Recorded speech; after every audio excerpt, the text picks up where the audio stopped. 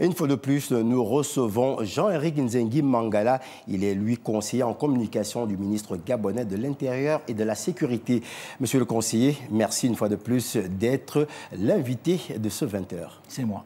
Alors, monsieur le conseiller, en tant qu'organisateur justement ou représentant de l'organisation de l'élection présidentielle, quelle appréciation faites-vous du déroulement de ce scrutin électoral? Écoutez, avant que le ministre de l'Intérieur et de la Sécurité, M. Herman Imongo, ne prenne la parole à ce sujet, je peux simplement dire que nous avons vu une élection qui s'est passée dans le calme, dans la sérénité et avec beaucoup d'engouement du point de vue des populations. Ça, tout le monde l'a vu. Maintenant, nous attendons que le processus aille à son terme pour que nous tirions des conclusions finales. Est-ce qu'on peut revenir sur le taux de participation à cette élection présidentielle? Oui, à 18h30, il a été estimé à 87,21%, entendu que dans la journée, il a évolué. Il était de 31,53% à 12h, à 15h autour de 46,53%. Il s'est trouvé que nous avons été obligés de renforcer certains centres en matériel électoral parce qu'il y a eu vraiment un engouement.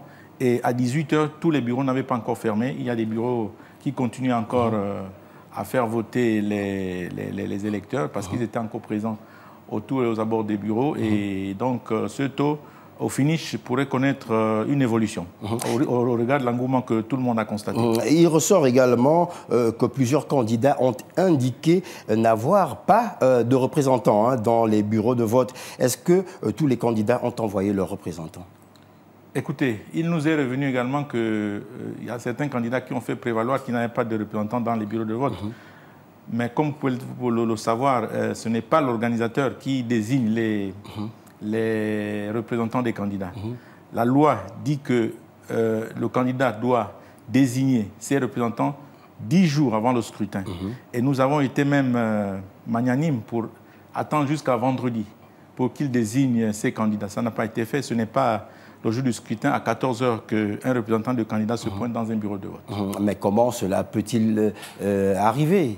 Une telle erreur, une telle manœuvre négative? C'est une question à poser aux candidats, je crois. Monsieur le conseiller, dernière question, quand même, je vais un peu vous titiller.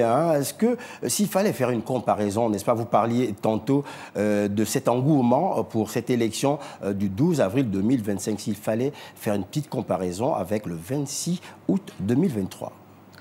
En 2023, il y a eu de l'engouement, effectivement, tout le monde l'a constaté, comme ce matin. Mais à la différence de 2025, en 2023, les bureaux ont ouvert en retard. Et ils ont provoqué des attroupements à n'en point finir.